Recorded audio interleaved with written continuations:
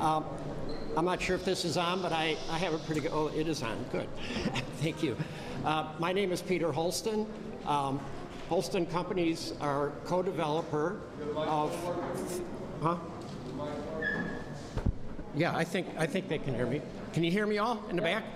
Okay, I'm sorry. Holsten Companies has partnered with the Cabrini Green LAC CDC to redevelop the 18 acres that used to be called Extension North in Cabrini, had a number of the red brick high-rises. By the time we get done in about 2 years, we will have built 800 units here, 30% of which will be for returning Cabrini residents, and about 50% will be for market rate, both rental and for sale, and 20% will be for affordable. I'd like to say that this is a unique development for a couple reasons. The LAC resident organization is our partner. They have a 40% interest in the partnership, which means they get 40% of everything that we do here in terms of money. So they get 40% of the developer fees, they get 40% of the cash flow, and so on. This is an incredible location. As you know, it's probably the strongest location in the CHA portfolio. And needless to say, we've had no trouble leasing apartments and selling townhomes and condominiums. So couple, 3 years from now, look for a total of 800 units housing about a third of homes for returning CHA residents, both rental and for sale. How we mixed income in the for sale units, like the condominium building over there, we bought back condominiums and we bought back townhomes from the developer and are holding them under a 40-year financing arrangement for rental for the returning residents. So the returning residents are in the for sale homes as well as the rental units. So this is a very, very unique development. And I'm really happy that you all are here to celebrate what we consider phase 6 of this. We only have about 100 more units to go and we'll hit 800 total. So we have some very dignified speakers today. Our first speaker is Mayor Lori Lightfoot, and I want to read just something that I found, which was interesting from her high school days, where her motto was, "Get on the right foot with Lightfoot." So very impressive, and Mayor, it's all yours.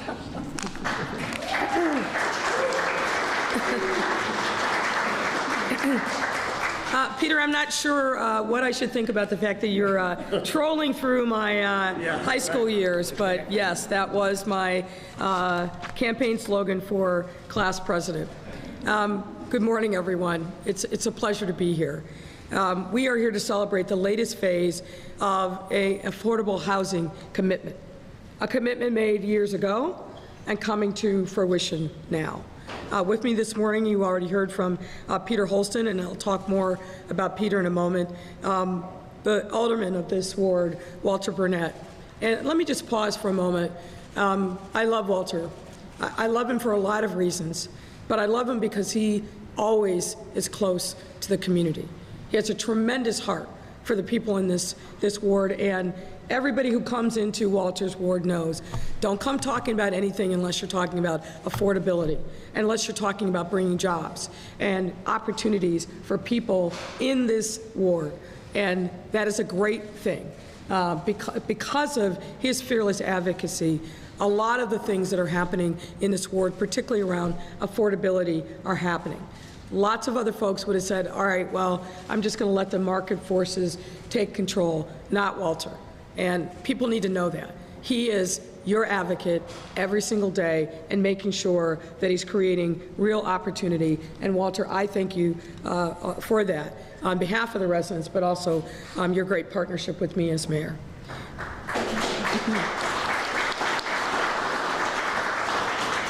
We also have with us today CHA CEO Tracy Scott. Tracy, I think, is coming up on your year anniversary soon. And it's just a tremendous opportunity for her to see and really be the steer on making these long overdue promises come to fruition. So thank you so much for everything that you're doing. We also have a Parkside right to return resident, Angela Russell, who we're here from. But since, let's take you back a little bit. Since the first wrecking ball slammed into Cabrini Green homes and towers 2 decades ago, a lot has changed. But in some ways, some things have remained the same. Former Cabrini Green residents are still grappling with the trauma of losing their homes and being forced to relocate elsewhere, in some instances with very little time to do so. There's a true sense of community identity among the folks who grew up in Cabrini Green.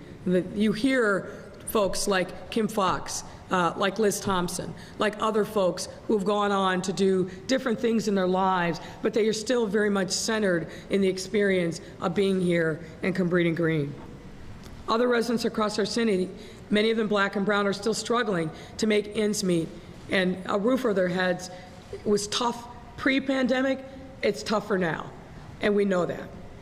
And we would be remiss if I didn't also say, look, part of the struggle is historic discriminatory practices like redlining, like predatory loan practices that have kept many people who had the aspiration of home ownership and stable housing. It's kept them from being able to achieve their dreams, and with it, financial stability.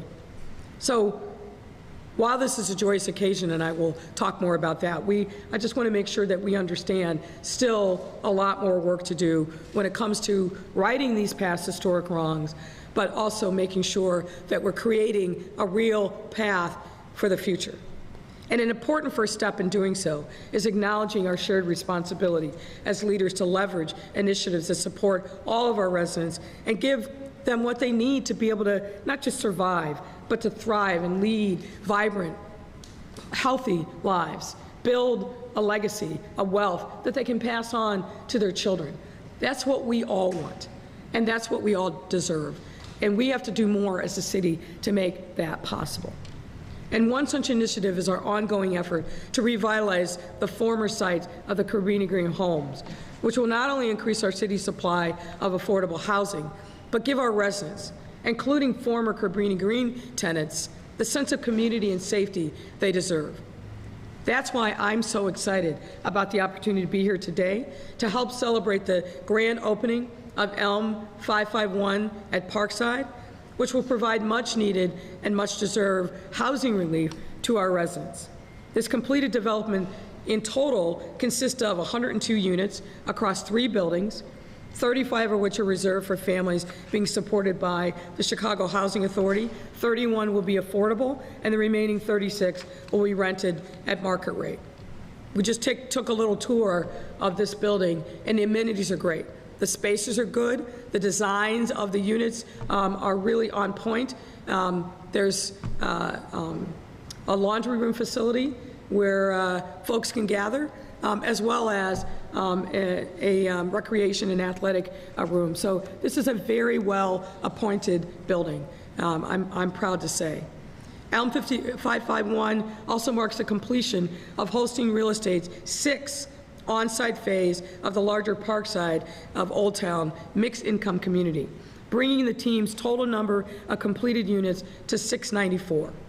Upon full completion, which is scheduled for 2023, this entire 18-acre campus will feature approximately 800 units of mixed income housing, adding to the nearly 1,700 units of mixed income housing that Holsten Real Estate team has developed so far, with 1,000 of those units being right here in the Cabrini Green neighborhood. In addition to increasing our affordable housing supply, Holsten Real Estate has also created approximately 200 mostly high-paying construction jobs for our residents to take advantage of in hope of creating even more in the future. Through their ongoing commitment to the city, Peter and his team have truly shown the limitless and positive impacts that public-private partnerships can have on our communities. And I just want to say, Peter, on behalf of a grateful city, thank you so much for your commitment. Thank you for staying the course and understanding that housing development means a lot. It means a lot in terms of not just the bricks and mortar, but what we do in the process of getting there, who we invite into the process, the kind of jobs that are created, the opportunities, and every single one of these facilities coming up in this neighborhood provides a beacon of hope to the residents in the surrounding area. So thank you so much for your decades now long commitment.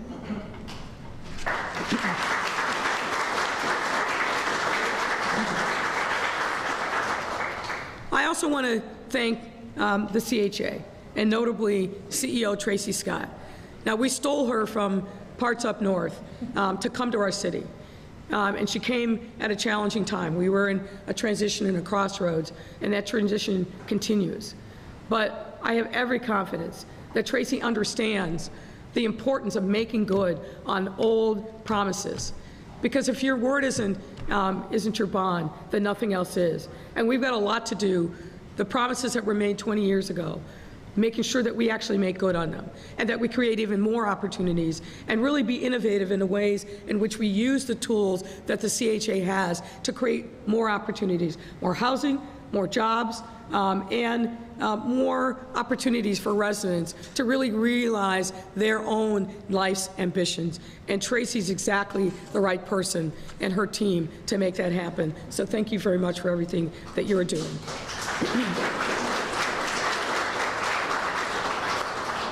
With a historic post-pandemic recovery on the horizon, and folks, we are coming back. Every indicator says that that's so, both in terms of our numbers of tourism, our hotel occupancy, the fact that events are coming back to the city. Our unemployment rate is the lowest of any major city in the country.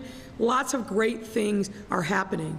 But we've got to keep working and diligent on making sure that we're keeping residents safe. Having these kinds of anchors in communities like this is an important part of public safety. Stable housing, good jobs, real opportunity, and hope. Lots and lots of hope. That is the greatest tool that we can have to fight the violence in our city. And so I'm grateful for the opportunity to be here today. Peter introduced me by saying that I was one of the dignitaries here, or dignified, I think. I'm not so sure. People probably use other words these days. But what I can tell you is I am grateful to be here. These are the kind of opportunities that really give me hope and inspire me and continue and spur me on to make sure we're doing everything we can every single day to be focused on the health and well-being of our residents. So thank you very much. And it's my opportunity to invite Tracy Scott to say a few words.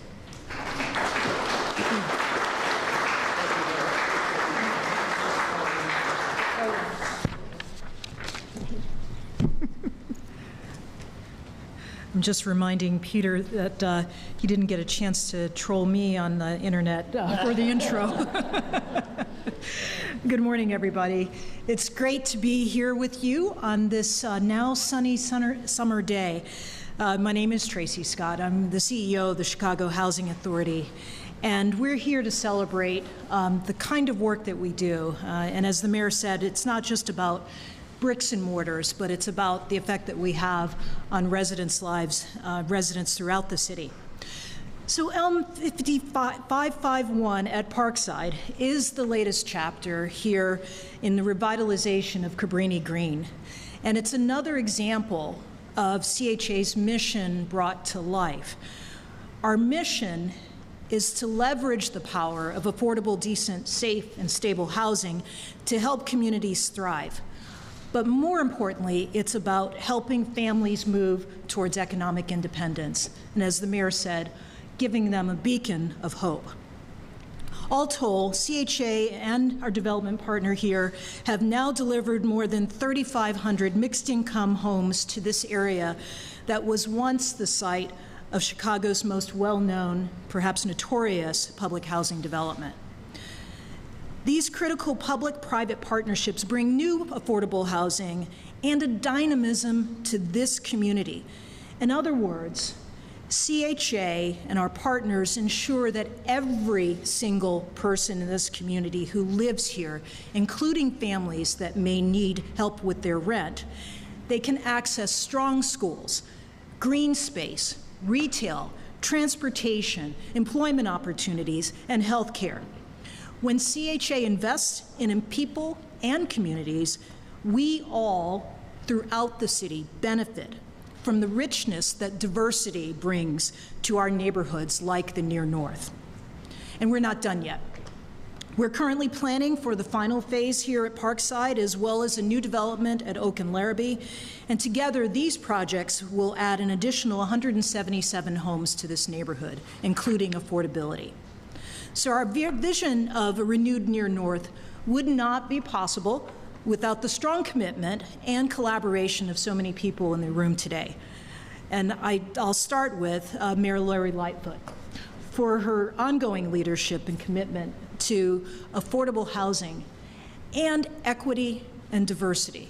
It's such an important conversation that is long overdue, and the manifestation of that is in projects like these, not just the words. So thank you for your leadership. Alderman Walter Burnett, who's been a steadfast partner in the effort, especially in this community, but in other neighborhoods as well, around mixed income housing and making sure that families of limited means have the ability to stay in their neighborhoods and to benefit from the economic success and progress in a neighborhood. So thank you so much, Alderman. And to the Board of Commissioners, especially Commissioner Matt Brewer, who is here with us today, and our CHA staff who have worked tirelessly on this project throughout the years, and of course Peter Holsten and your team at Holsten Real Estate Development for a job that is truly well done. And then also partners certainly in other parts of the city, the state IDA Housing Development Authority and HUD, who share our vision for ensuring affordable housing in every Chicago neighborhood. And finally, Ms. Russell and all of the residents who are here with us today and those who may be listening, you are truly the reason we do this work. You are the only reason that we do this work. It's not just about housing, it's about you and your families and thriving. So thank you.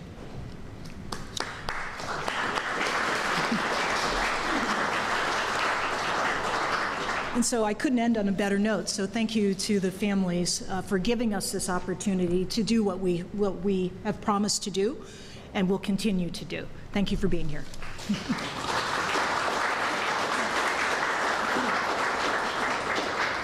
Good morning, everybody. Good morning. My name is Angela Russell. I was born in 1969 in Cabrini Green. It was so bad and dangerous that in 1993 I moved out because I was afraid of dying. I had 2 sons, 1 daughter. People I knew were getting killed. My friends, kids, husband, brothers, sisters, there was no peace. I moved away for 28 years and came back to a new and approved environment where I feel safe to raise my grandchildren. We can walk around, they can go to school without hearing gunshots, and there's nobody standing around looking for trouble. We have peace and happiness. I love my new home. It's so good to be back. Thank you.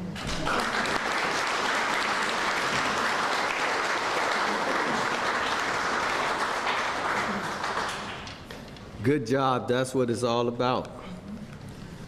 First of all, we want to give honor to God. Thank God. I thank God for the opportunity to be here at this time. I appreciate all of the kind words that were said on my behalf. Don't get it twisted. The mayor said she loved me, but don't get it twisted, guys. Right? I want Amy and Darlena to know nothing's going on, right?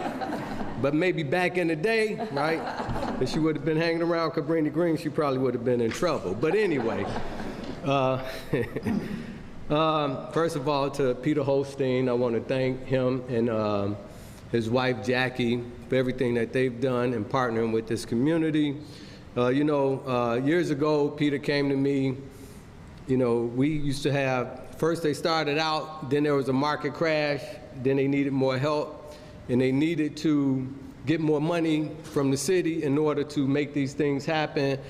And I said, man, you want more public support? How are you going to support the public? And I suggested to him, is it possible for you to partner with the community? And Peter said, yeah, we can look into that. And here we are. The community has 40% partnership in this building. So I want to thank Peter and Jackie for that. But also I want to thank the LAC, the Local Advisory Council. This has not been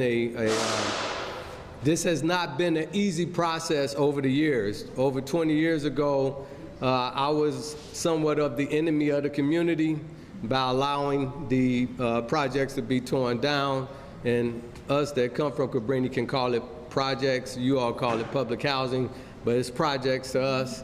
And one of the things that we committed to was allowing people to come back. A lot of folks have nostalgia about how we used to live. And one day I was on a panel and someone was talking about how nice it was and they didn't want the buildings torn down. And I was like, man, I remember living right down the street in 1161. The elevators was always stuck. Urine was in the elevators. Urine was in the hallways. There's a lot of things going on in the buildings. I remember back in the day, this used to be Liquor Store Row. Liquor stores all up and down the street from Oak Street all the way to Division. Matter of fact, that's when I started drinking at 14 years old, right? Because it was available, right? And so I remember all of those things. I remember the good things, but I remember the challenging things. And I remember it got more and more challenging as time went on. I remember as a precinct captain over here, we couldn't get people's doors fixed because after the police kicked the doors in and the knobs was off, we couldn't get them fixed. So they had to live in their apartments without doorknobs on their doors. Cabinets was falling off. Tiles was coming up. It was a bad situation. So I had to make a decision, should we allow for them to tear down the buildings and build something new, or should we continue to allow it to be as it is? And my mom told me, I talked to my mom about it, and she said, and she was living in the row houses at that time, she said, Walter, it can't be any worse than what it is right now. And we allow for it to happen, and I thank God we're here today. And now, my homies are living in buildings with health clubs. They living better than me, man. Health clubs, door buzzers, laundromats, balconies, party rooms. This is a beautiful thing. I want to commend all of the contractors and developers, the architect, Bowman, Lynn Mathis, who does a great job in hiring people from the community and having minority contractors. The architect, coincidentally, partnered with African-American architect from the community, which is Charles Smith. Charles, raise your hand. Charles Smith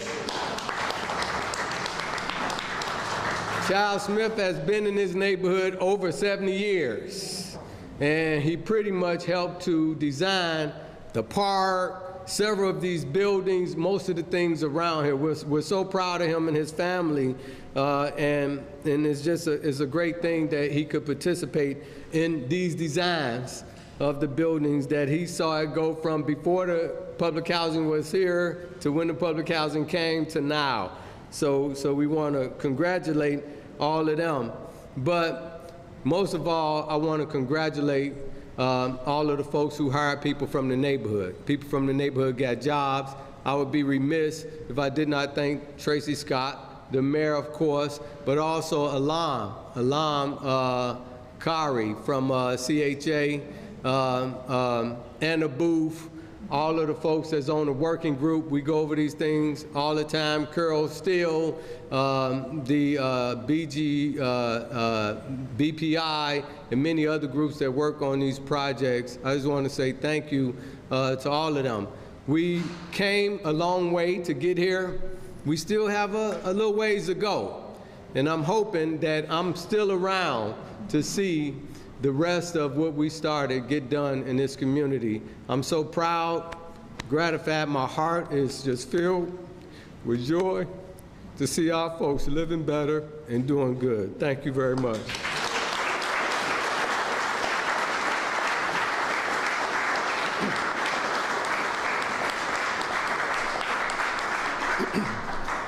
Thank you, Alderman Burnett, and that came from your heart, and that's how we feel. We feel that everybody deserves a decent place to live, and it's just hard. It's hard because it costs a lot. It's hard because some people don't want it next door. There's a lot of reasons, but we just push. You push ahead. So I'd like to recognize the Holsten staff from the maintenance, janitorial, building managers, leasing agents, supervisors, corporate staff. We're and resident services, very important. We're 150 strong. We're over 2/3 people of color, and we're just moving. We're moving and creating good jobs, and we're creating good housing.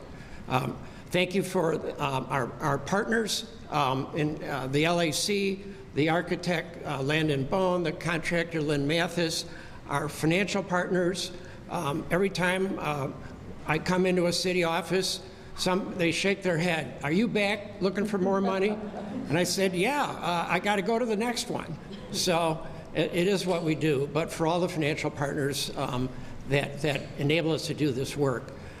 So we are going to gather outside to cut the ribbon, and then you're welcome back for refreshments in the room behind you. So there, shall we?